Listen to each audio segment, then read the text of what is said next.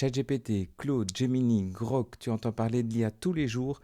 Peut-être que tu te sens dépassé, que tu comprends rien, que tu dis que c'est pas pour toi, ou même que tu en as peur. La bonne nouvelle, il n'est pas trop tard. Ça va vite, mais on n'est encore qu'au début.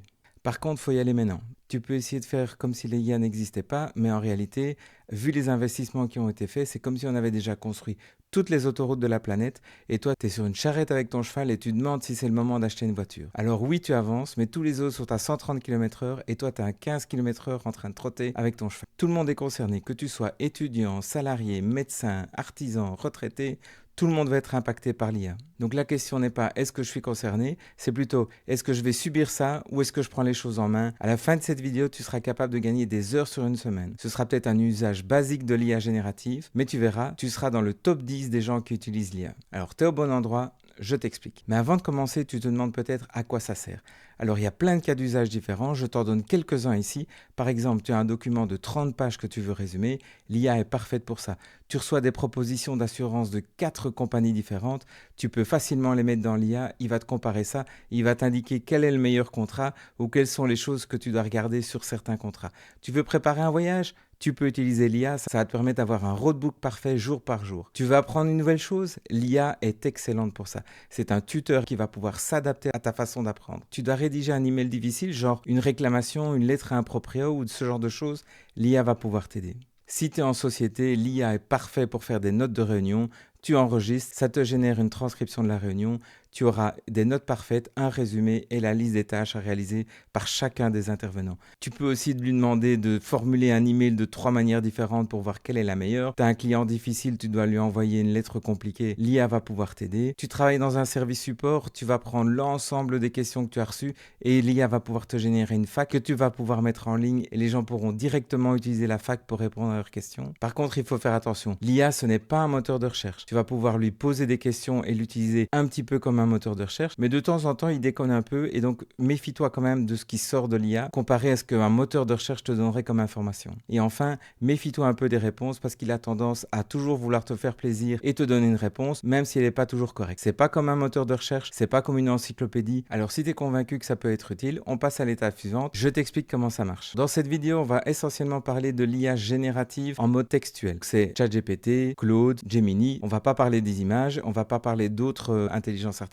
L'IA générative, c'est un ordinateur qui a été entraîné pour essayer de deviner le meilleur mot possible dans une conversation. Donc par exemple, si je te dis 1, 2, 3, la plupart des gens vont dire soit 4, soit piano. Lui, il va sortir une statistique, il va dire, ah ben, dans ces circonstances, c'est mieux de dire 1, 2, 3, piano. Ou peut-être que dans d'autres circonstances, il va dire, c'est mieux de dire 1, 2, 3, 4. L'IA va essayer de deviner quel est le mot suivant. Il va faire ça à très grande échelle et donc il va pouvoir générer des phrases complètes en fonction de ce que tu lui demandes et en fonction du contexte que tu lui donnes. C'est un petit peu comme sur ton téléphone, quand tu écris un SMS, il va te proposer les mots suivants. Et bien l'IA, c'est exactement la même chose. C'est une autocomplétion mais sous stéroïdes. On comprend que si tu veux une bonne réponse, il faut que tu arrives à diriger l'IA dans la bonne direction pour être sûr que tu es dans le bon contexte et qu'il ne va pas te répondre 4 alors que tu t'attendais à répondre piano. C'est important de bien expliquer à l'IA ce qu'elle doit faire. C'est un petit peu comme si tu as un ado à la maison et tu lui dis va laver la voiture. Tu n'es pas toujours sûr du résultat. Par contre, si tu lui dis va laver la voiture, utilise tel produit, telle éponge, tu dois rincer avec de l'eau de pluie, tu dois aspirer l'intérieur, frotter les vitres, tu auras un meilleur résultat, probablement. On l'espère en tout cas. L'IA, c'est pareil.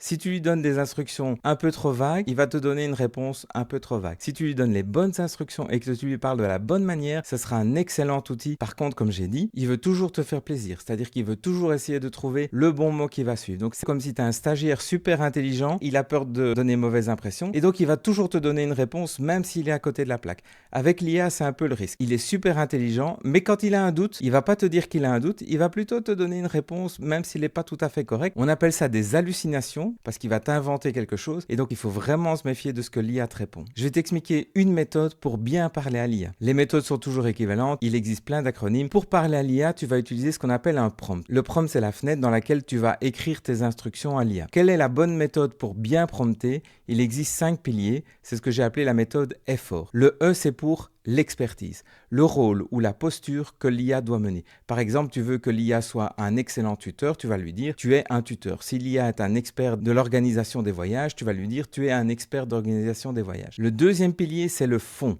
c'est-à-dire le contexte dans lequel tu veux travailler. Par exemple, si tu programmes un voyage, tu dois lui dire si tu programmes un voyage en avion, en voiture, en train, avec une personne, un sac à dos, dans un hôtel, en famille. Donc ça, c'est le contexte que tu dois expliquer à l'IA pour qu'il sache quel est le fond de ta question. Le troisième pilier, c'est l'objectif, c'est-à-dire ce que tu veux atteindre avec l'IA. Qu'est-ce que l'IA doit te répondre? Donc, quelle est la tâche que l'IA doit accomplir? Le quatrième pilier, c'est le rendu. Ça, c'est important.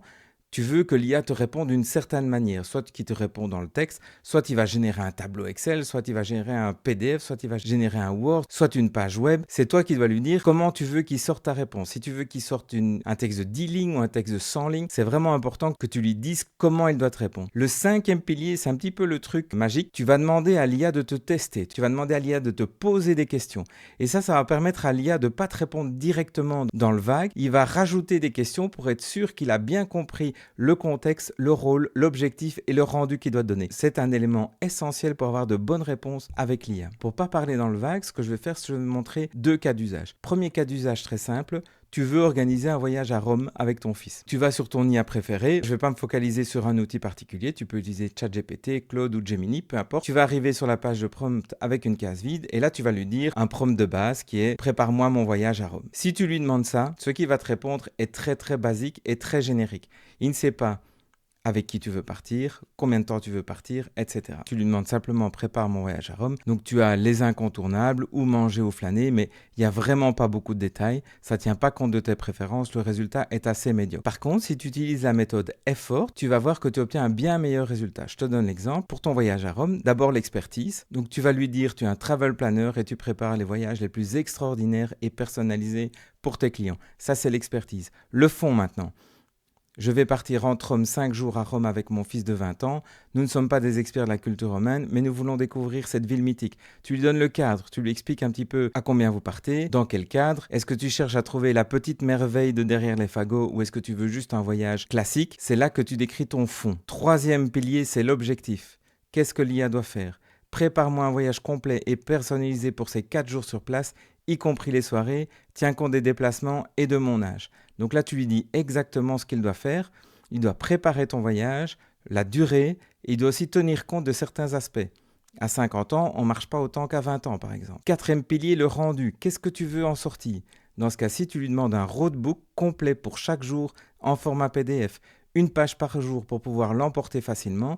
Il doit inclure les détails de ce qu'on doit voir chaque jour, les instructions de réservation pour les visites et les restaurants. Dernière étape, le test. Tu lui dis, avant de préparer les roadbooks, pose-moi au moins 10 questions pour comprendre nos centres d'intérêt et nos limites. Avec ça, normalement, il va te préparer un voyage tip-top. Et donc ici, tu vois, j'ai recopié le prompt ici en haut et tu vois que première chose qu'il fait, c'est te poser des questions. Il te demande la date, la durée sur place, l'âge de chacun, le style de voyage souhaité, les niveaux d'intérêt pour l'histoire, qu'est-ce qu'on veut absolument voir, l'ambiance, le budget, l'hébergement, le transport. Tu vois qu'il a fait plus que 10 questions. Je vais demander plus de 10 questions. Et donc la gastronomie, les relations, comment tu veux organiser ton voyage, qu'est-ce que tu souhaites des expériences wow, etc., etc. Une fois que tu as répondu à toutes ces questions, tu vois, j'ai répondu à toutes ces questions juste en mettant 1, 2, 3, 4, 5, 6 jusqu'à 20. Il va chercher les hôtels et il va te préparer ton voyage. Donc, il te dit tout ce qu'il a fait, il optimise, il prépare le voyage. Il n'a pas encore fait le PDF, mais tu vois qu'il te pose encore des questions. Quelle est la ville de départ? Est-ce que tu veux des vols directs? Et est-ce que tu veux des raccourcis pour les files d'attente? Sur cette base-là, il continue à réfléchir. Il réfléchit au quartier optimum. Il réfléchit au rythme. Il pense aux réservations, des visites, mais aussi des restaurants. Il regarde ce qu'on peut faire de spécial sur place.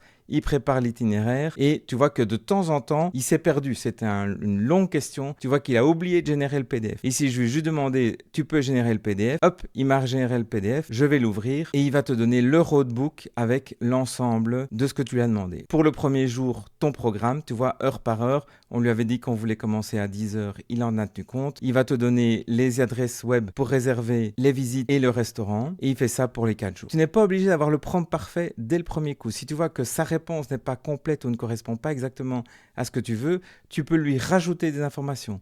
Moi, je lui ai demandé de donner encore plus de détails sur les réservations. Ça n'était pas suffisant. J'ai encore rajouté. Et c'est pas mal, mais il manque encore des détails sur les choses à voir, etc., etc. Et à la fin, il me fait de nouveau un roadbook. Il appelait roadbook ultime. Donc, c'est similaire, mais tu verras qu'il y a un peu plus d'infos. Il me met les temps de parcours, comment on doit se déplacer du point A au point B. Tu vois qu'il y a moyen de lui poser plein de questions et d'affiner sa réponse au fur et à mesure si le premier prompt n'était pas parfait. Que je trouve une excellente idée pour apprendre à faire le meilleur prompt possible, c'est en fait de commencer avec quelque chose que tu connais. Imagine que tu as fait un voyage à Paris, tu vas lui demander d'organiser ton voyage à Paris, un petit peu comme toi tu l'aurais fait, et tu regardes si le prompt que tu fais génère le même voyage que toi tu avais organisé. Si c'est pas le cas, tu adaptes le prompt et ça te permettra d'apprendre petit à petit quelles sont les meilleures phrases et les meilleurs trucs que tu dois ajouter dans ton prompt pour arriver au résultat final. Alors un deuxième cas d'usage que je te montre, c'est super intéressant, c'est d'utiliser l'IA pour apprendre des choses. L'IA peut s'adapter à toi, à ton rythme d'apprentissage, à tes connaissances passées. Donc c'est vraiment génial pour apprendre. Le truc le plus simple, c'est que tu vas demander à l'IA d'apprendre l'IA. Donc tu lui fais un prompt, tu lui dis explique-moi ce que c'est l'intelligence générative. Si tu lui demandes ça, il va te donner une réponse générée. Il va t'expliquer ce que c'est l'intelligence générative, mais il ne va pas t'expliquer vraiment comment faire un bon prompt, etc. Tu vois que j'ai à peine une page qui explique. Par contre, si tu utilises la méthode effort, on va commencer par l'expertise. Tu lui dis, tu es un enseignant très pédagogique, expert en IA et en formation de personnes actives. Je désire démarrer dans l'IA générative, mais je ne suis pas un expert dans l'informatique. Je n'y connais rien. Je voudrais pouvoir utiliser l'IA générative au quotidien pour augmenter ma productivité. Ça, c'est ton fond. L'objectif, fais-moi un cours en plusieurs étapes étalées sur 3 semaines avec des étapes quotidiennes de durée raisonnable. Tu lui dis combien de temps tu as pour apprendre. Ensuite, le rendu. Le format doit être dynamique avec un apprentissage par jour. Prépare également des flashcards. C'est des petites cartes d'apprentissage où tu peux tester tes connaissances. Et enfin, le test, très utile. Avant de commencer, pose-moi au moins 10 questions pour identifier mon niveau de connaissance et adapter la formation au mieux. Une fois que tu lui mets ça, la première chose qu'il va te faire, c'est de poser des questions. Ici, dans Claude, ça se présente un peu différemment. Tu vas voir, tu te poses des questions, tu peux sélectionner la bonne réponse. Donc tu vois, il m'avait posé des questions. Quel est ton niveau général? As-tu déjà utilisé de l'IA? Dans quel domaine travailles-tu? Ensuite, il pose une deuxième série de questions. Dans mon exemple, j'ai dit que j'étais étudiant, donc il a adapté sa deuxième série de questions. Dans tes études, il te demande ce qui te prend plus de temps pour pouvoir savoir quel est le domaine pour augmenter ta productivité, ce qu'on lui a demandé. Quel est ton objectif principal? Combien de temps tu peux consacrer? Ensuite, sur cette base-là, une troisième série de questions. Je ne vais pas passer toutes les questions en revue. Une fois qu'il a travaillé, tu vois qu'il va générer tes formations en 21 cours. Il a rajouté ici sur le côté une page Canva personnalisée. Je lui avais demandé que ce soit dynamique et donc il a généré cette page. C'est comme une page interactive web. Si je clique sur la première semaine, tu vois, ça se développe. Je clique ici, donc j'ai rien fait d'autre que le prompt. Et il développe toute cette page web rien que pour toi. Première question, c'est quoi l'IA générative? Il te donne le concept, il te demande un exercice pratique et il te met une astuce. Je lui avais demandé que ce soit dynamique, donc il y a même un bouton pour dire ok, cet exercice-là, il m'a généré des flashcards pour vérifier mes connaissances. Quelle est la différence entre Google et l'IA générative? Tu vois, il a généré 3 flashcards. Question suivante, tes premières conversations. Il t'explique le concept, la mission. Si tu l'as terminé, tu coches, etc., etc., etc. Tu vois qu'il a fait un truc super dynamique. Il est organisé en semaines, 1, 2, 3. Pour chaque semaine, une question par jour, 15 minutes d'apprentissage. Après 3 semaines, tu seras le king de l'IA. C'est ça que je trouve vraiment chouette avec l'IA. Si tu écris bien ton prompt, il va pouvoir te générer plein de choses. Soit carrément créer un roadbook ou des documents finaux, soit de se mettre en mode dynamique pour t'aider à apprendre quelque chose de nouveau. C'est super utile pour les étudiants, mais aussi quand tu veux apprendre un nouveau concept. Tu vois qu'avec la méthode effort, ça te prend un peu plus de temps pour écrire ton prompt, mais la qualité de réponse est énorme par rapport à la suite. Même si tu dois rajouter des choses par la suite, c'est important d'avoir le premier prompt qui est le plus complet possible pour que les ajustements que tu lui demandes soient toujours guidés par le prompt initial. Maintenant, tu sais comment écrire un prompt, mais il y a un petit souci avec l'intelligence artificielle, c'est qu'elle n'a pas beaucoup de mémoire. C'est-à-dire que chaque fois que tu vas revenir et poser une question, elle va complètement oublier ce que tu as déjà discuté avant. Par exemple, si tu as fait ton prompt pour le voyage à Rome et qu'ensuite tu viens pour dire organise-moi un voyage à Paris, il va pas du tout se souvenir qu'il a déjà organisé un voyage à Rome avec des préférences. Pour ça, il faut un petit peu l'aider et donc il y a 2 astuces.